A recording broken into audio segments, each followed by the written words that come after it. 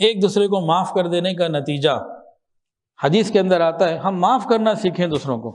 جو دوسرے کی غلطی کو جتنا جلدی معاف کرے گا، کل قیامت کے دن اللہ تعالیٰ اس کو اتنا جلدی معاف کریں گے۔ اب ذرا سنیے، کوئی عورت خاوند کے غصے پر صبر کرے تو اللہ تعالیٰ اسے حضرت ایوب علیہ السلام کے صبر کا اجر عطا فرمائیں گے۔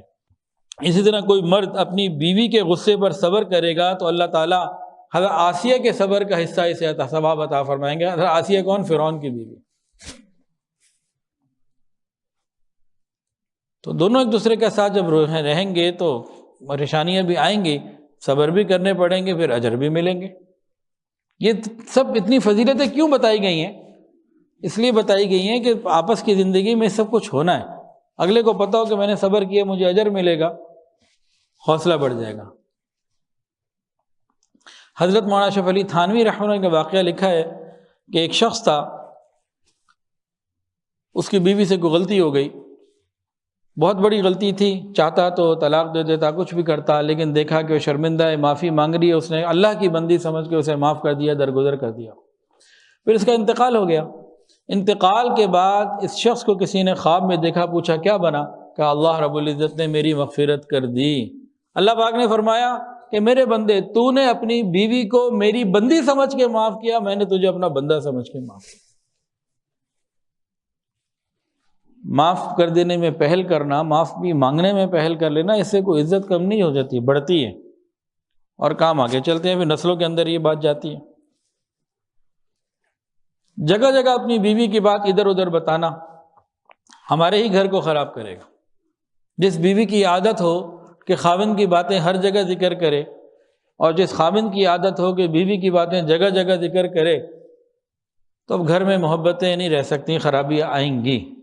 اور آج کل ہمارے معاشرے میں ایک جملہ بہت زیادہ بولا جاتا ہے، جو لڑکی کے ماں باپ بولتے ہیں، بیٹی کو کہتے ہیں تیری 2 روٹیاں ہم پہ بھاری نہیں ہیں۔ اس جملے میں بہت بڑا زہر چھپا ہوا ہے، بہت بڑا زہر چھپا ہوا ہے۔ تیری 2 روٹیاں ہم پہ بھاری نہیں ہیں، شے دے رہے ہیں اپنی بیٹی کو۔ حکمت اور نرمی سے معاملات کو سمجھائیں، سلجھائیں۔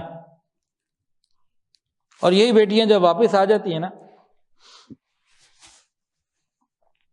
تو بس پھر ہمارے ہاں جو بچیاں طلاق یا خلع لے کے واپس آ جاتی ہیں، ان کے ساتھ کیا ہوتا ہے ہمارے معاشرے میں؟ ہمارے معاشرے کا ایک بڑا برا یہ منظر ہے۔ ایسا ہونا نہیں چاہیے۔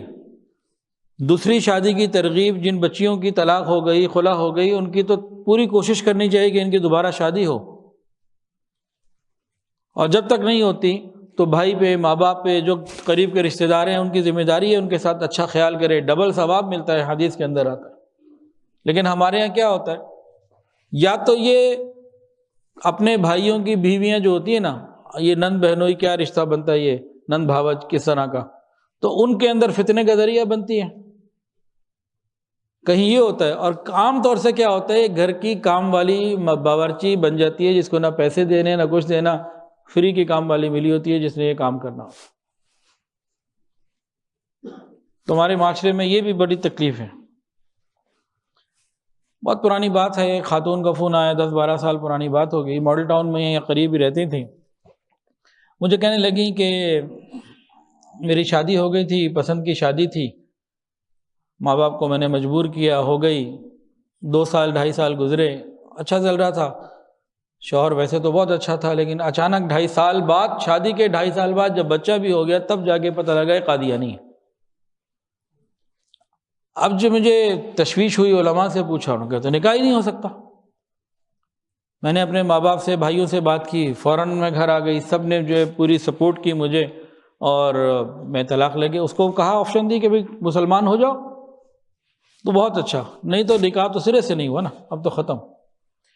تو کہنے لگی کہ اس واقعے کو جو میں نے کیا، یہ سب قربانی دی، اور اب میں اپنے گھر آ گئی ہوں۔ اب گھر مجھے آئے ہوئے کچھ عرصہ، اس نے بتایا 2-3 سال گزر گئے، کہ میں اتنی تنگ ہوں اپنے باپ اور اپنے سگے بھائیوں سے، اپنے ہی گھر میں اپنے خونی رشتوں سے اتنی تنگ ہوں، مجھے کوئی فتویٰ دے دیں، میں واپس اسی کے پاس چلی جاؤں، وہ بلا رہا ہے کہ مجھے یہ نہیں دیتے، میرا چھوٹا سا بچہ میرے پاس ہے، معصوم، کتنی عمر ہوگی اس کی، 2-2.5 سال، اس کو کہتے ہیں کافر کا بچہ یہ۔